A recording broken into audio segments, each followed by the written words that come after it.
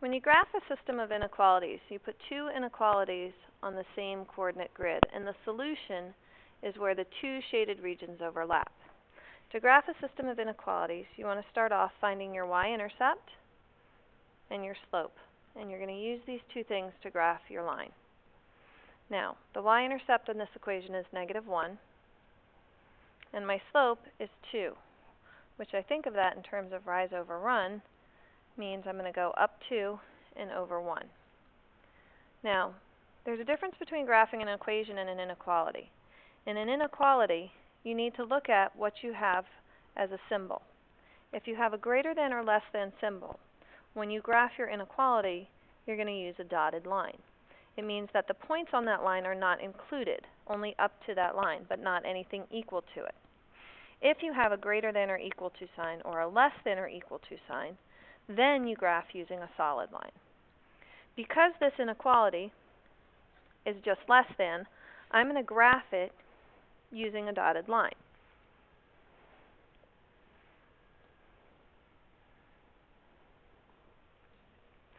So,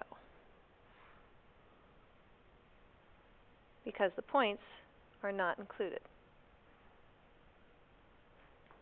Now, the last thing that makes an inequality different than an equation is that you need to shade. We're not just talking about the points on the line. We're talking about everything greater than or less than that line. The way you're going to figure out which side to shade is you have to test a point. Remember, when you test a point and you get a solution that's true, that means that solution is part of your system of inequalities, and we would shade everything over here. If I test that point and it's false, then I would shade everything on the opposite side, because this point would not be a solution, meaning everything else would. So I start off with my original equation, and I'm going to substitute 0, 0 into that equation. I always use 0, 0 because it's very easy to work with. 0 is less than -1. Well, this is definitely false. And since it's false, I know that my solutions are going to be located down here below the line. Now let's graph that second inequality. Again, y-intercept and slope. In this case, my slope is a -1, which means I'm going to go down 1 and to the right. So if it comes to graphing, I start at my y-intercept, which is 4. My slope is -1. And this time when I connect my dots, I notice that I have a less than or equal to sign. So when I connect these points, this time I'm going to use a straight line, a solid line, because the points on that line are included. Now, in terms of shading, what I want to do is test the point 0, 0.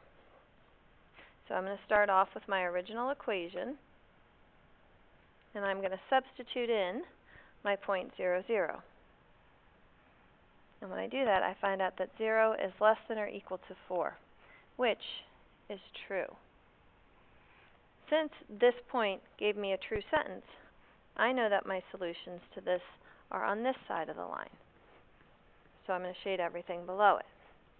Now go back to what we said in the beginning. In a system of system of inequalities, the solution to the system of inequalities is the part where both shaded areas overlap. So in this case, all of our solutions would be located down here in this yellow section. Let's try one more. Okay. Again, start with your slope and your y-intercept. That's your y-intercept. This is our slope. That means I'm going to go down 2 and over 1 from my y-intercept. So I'm going to go down 2, over 1. Okay, and I'm going to continue this pattern going back the other way. And while I do that, I want to think about what kind of line am I going to use to connect. Because it's less than or equal to, I'm going to connect these points with a solid line. Now, to figure out where to shade, let's test a point. Start with the point 0, 0. Plug it into your original equation. Y is less than or equal to -2 x minus 1. Let's plug in 0, 0. And when I solve this, I can see that 0 is less than or equal to -1. Well, this is false. And since it's false, that means that my solutions are not going to be where 0, 0 is located, but they're going to be everywhere down here instead. Let's try the second ordered pair and get it graphed. Start with your y-intercept. Use your slope. Again, when I look at this slope, it looks exactly the same to me. I know that lines that have the same slope are going to be parallel. So when I graph this, it doesn't surprise me that I'm seeing a set of parallel lines. I also know that because this inequality symbol is greater than or equal to, that when I graph this line, I'm going to use a solid line to graph it.